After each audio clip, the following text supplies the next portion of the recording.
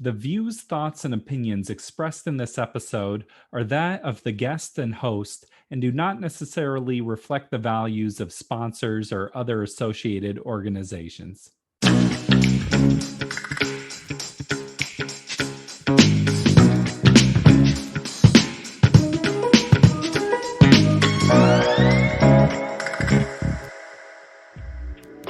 Welcome to the Parental Compass by Family Education and Support Services. I am your host, Bobby Williams. I want to start by encouraging you to please subscribe to the show. Every week, new episode. We want to tell you about it. We have some great guests lined up, so please subscribe. I want to give a big shout out to KMRE Radio in Bellingham. Every week, KMRE airs the program, and they just increased their wattage, meaning that they're helping us to get our message and our ideas out to even more families. So congratulations, KMRE. As a parent, you're often taught to give consequences for misbehavior. Sometimes it works, sometimes it's effective, and other times you're coming into the same problem again and again and again. Well, today we are talking about collaborative and proactive solutions. It's a new approach to misbehavior that includes working with your child to try to come to an answer together. Our guest is Kim Hopkins of Lives in the Balance. You can learn more about their work by going to livesinthebalance.org. We got into the whole methodology behind this approach. I think you're really going to like it. Check it out. And so why would they not want to do well? Life's not going so well for them when they're not doing well. And we don't think that kids wake up in the morning thinking, well, at every fork in the road today, I'm just going to make the bad choice and see what happens. So we believe that if they could do well, they would be doing well. And when they're not doing well, we have to figure out what's getting in their way. And we turn to the research, 50 plus, nearly 60 years at this point of research that says that kids who exhibit challenging behavior in the face of frustration are lacking skills not to exhibit challenging behavior in the face of frustration. So we focus on lagging skills, which leads to unsolved problems or unmet expectations. So in other words, kids run into problems or expectations they don't have the skills to meet.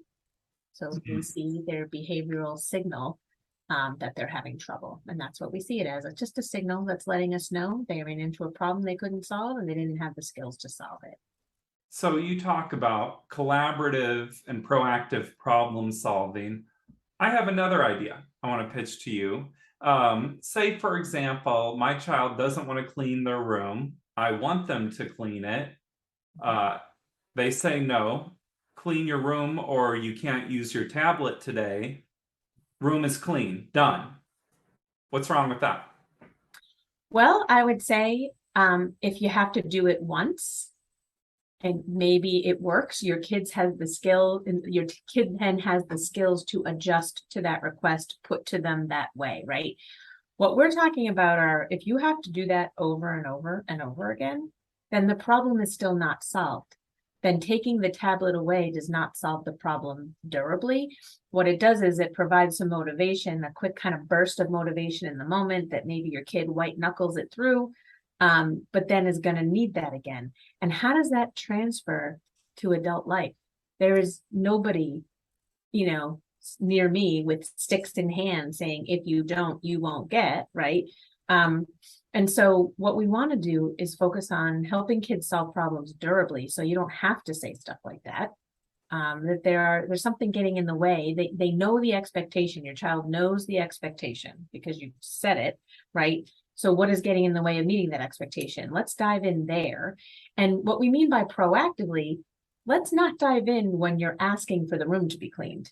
Let's dive in a different time when you're not asking for that. That would be proactive when things are calm, and figure out what is hard about keeping the room clean. And I would specify that a little bit more so they know what you mean by room clean, because sometimes kids see it differently than their parents do, right?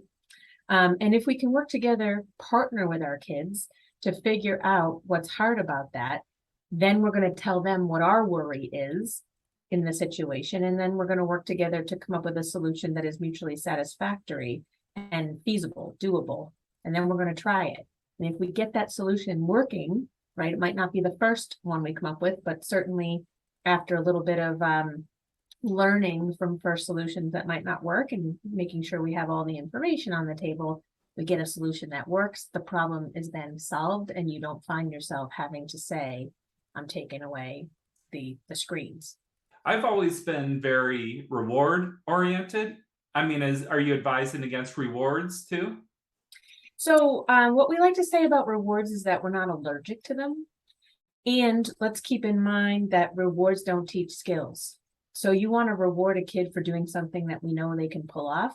Okay, great, that's fine. But it's nearly impossible to reward a kid into having a skill that they do not have. And so we really strongly urge adults to look at that. What are you rewarding for? Right. And as far as the other side of that, the stick side of the carrot and stick equation, what consequences teach kids is right from wrong, which is important. Our bet is they already know. Like even I think about my son, who's now almost 7, but when he was 18 months old, he was hitting a lot, screaming a lot, right?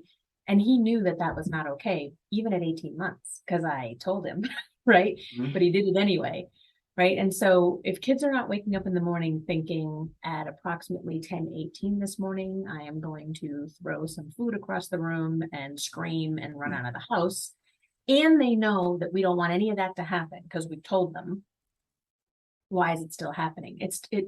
If we're consequencing, we're not getting curious, we're not learning anything about why it's hard to meet the expectation, we're not partnering with our kids. And really what that means is we're driving a little bit of a wedge in that parent-child relationship that's so important, that when we're doing things like what you described, we call it plan A, when we're doing things that traditional way that we're all taught is the way to help kids, right? But when we do that, the downside is that kids work really hard to go underground with what they're doing wrong because they know it's wrong, right? Which means it does not breed honesty, right? They're going to work, and rather than coming to us for help as their partner, they're trying to avoid us because they see us as the adults that stand between them and everything they like to do. My understanding of what you're saying is that a child isn't misbehaving just because they want to. There's some sort of skill they're lacking. And through this method, you're helping them build the skills and become more capable in general. And so you're saying the first step is just kind of probe and talk to them about what the challenge is or what's the obstacle here? Yeah, and just to clarify, skills teaching is not the focus of the intervention, actually, which kind of trips people up a little bit. The focus of the intervention is to solve problems. What ends up happening while you're solving problems without you even thinking about it, tons of skill training. And so, yeah, there's 3 steps to the collaborative and proactive solutions model. The first step being the empathy step, which your goal is to then understand where the kid is coming from, their perspective, what's happening in their brain, right?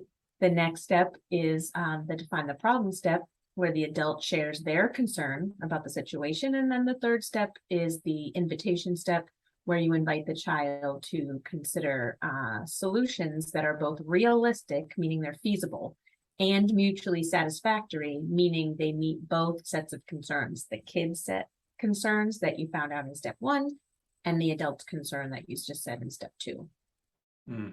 So when you're asking them about what the obstacles are, what does that look like? Like, let's use my example of the child does not want to clean their room. What is that conversation?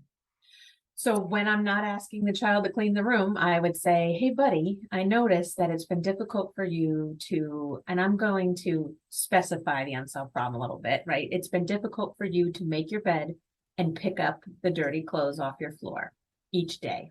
What's up? And then I'm going to see what the kid says. Sometimes kids talk, but when they talk, they don't typically say, well, I'm really glad you asked. Here's what's happening. I'm having trouble organizing my thoughts. And right, they're not going to just lay it all out. So if they talk, they might say something like, I don't like to, which is talking. But the goal of the first step is to fully understand the kid's perspective on this unsolved problem. So I don't like to it's just surface. It's time to start drilling for information. And we have some free resources on our website that show you how we like to ask questions in a curious, non-judgmental way to try to get at the information. You know, things like when let's say again, you know that this is supposed to happen by 7 p.m. So, you know, when 6:45 rolls around and you realize that you haven't been able to make your bed or pick up your dirty clothes, what do you start thinking? Or what does your brain start telling you?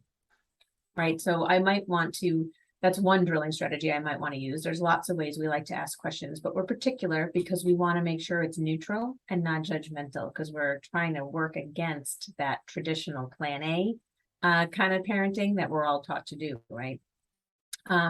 So I would, if that's if the kid would talk, then I'm going to start drilling for information until I fully understand. Now I get what's happening here, right? Now, if the kid doesn't talk, there's a couple of guidelines we have. Again, I'll refer you to free resources on our website, because this could get into great more detail than we have time for right now. But we have lots of different ways to try to get the conversation going.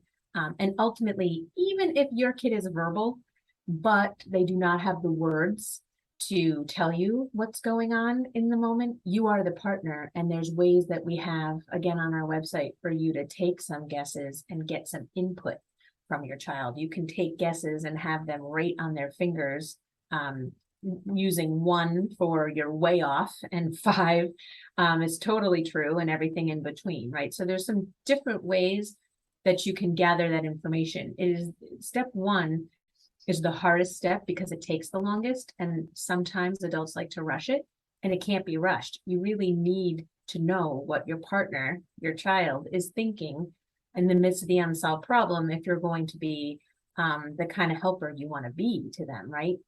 Ultimately, if we're talking about kids who are nonverbal or cognitively delayed, you might not be able to get information or feedback from them. And then you have to kind of go with educated guessing and hypothesis testing, rooted in the lenses of kids do well if they can.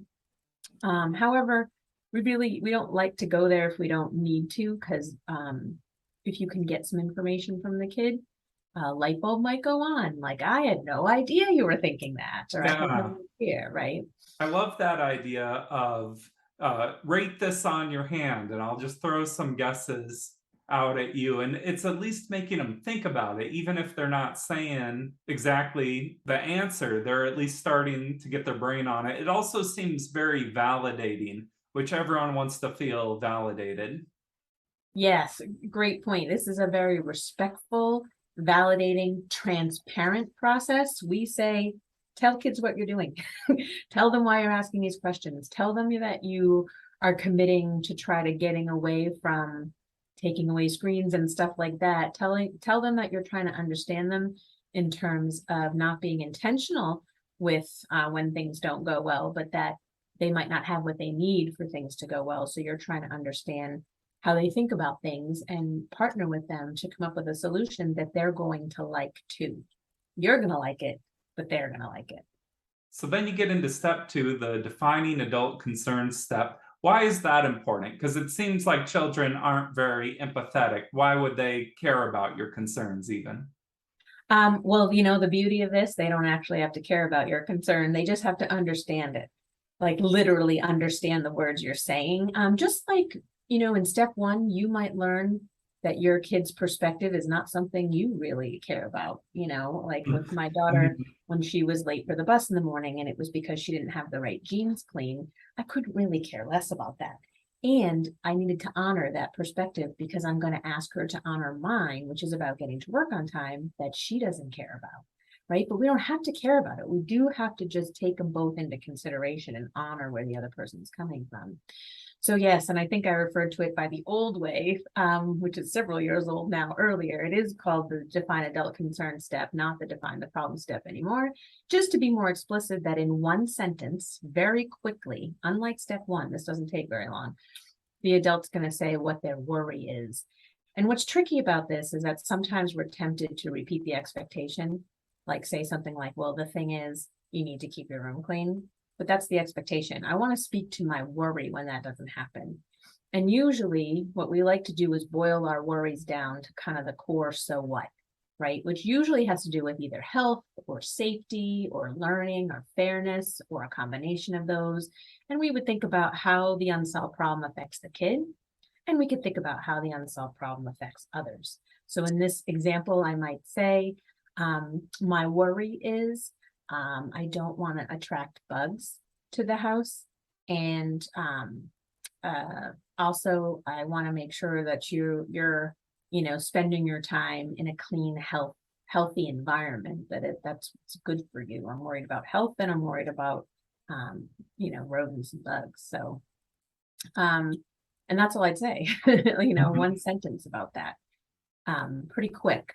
So it seems like just thinking of what you want to say is the hard part of that, and then just say it, at least they know.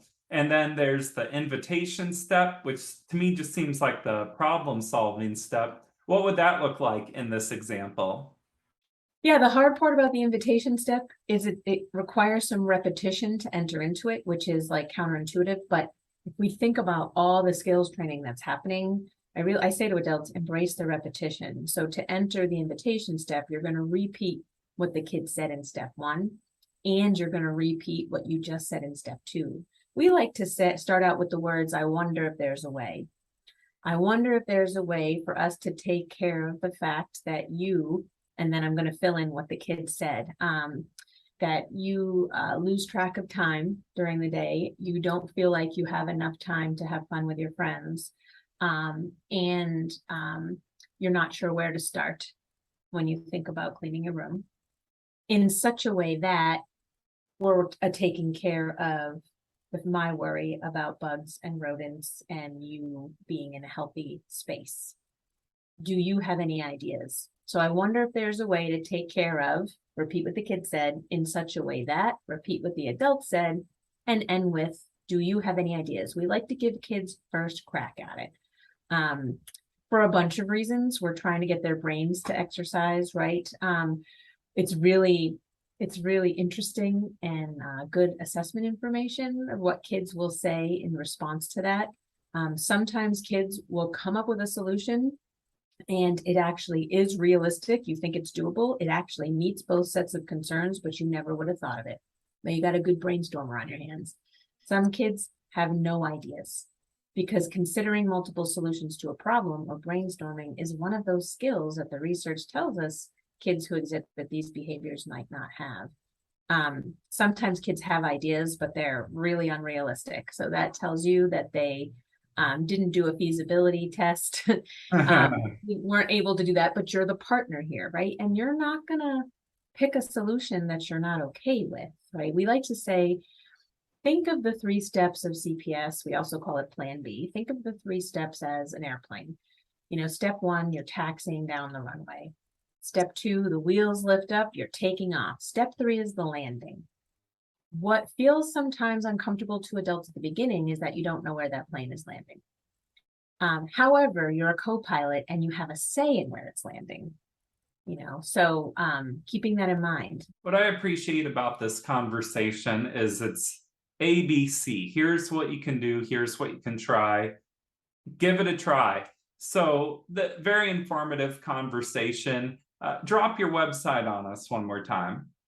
Sure. And I just want to give the impression too, it's a simple ingredient list, but it's not necessarily easy. So we have lots of free resources to help with understanding this and putting it into practice in your home. And our website is www.livesinthebalance.org. And there's a section you can go up top, CPS resources, hover over parents, and you'll find all kinds of free stuff. The entire model is free there in video, downloadable format. So take a look and be in touch if you have any questions. Also, we have a very big presence on social media, particularly Facebook. There's a parents group called the B Team, got near 90,000 members. Lots of help available in there as well. The website is incredibly informative. Kim Hopkins, thank you for being here today. Thank you, Bobby. Thanks for having me. Take care. Thank you, Kim Hopkins. Livesinthebalance.org. I highly recommend the website. Thank you for being here today. This has been the Parental Compass by Family Education and Support Services. I'm Bobby Williams. We'll see you next week. Peace.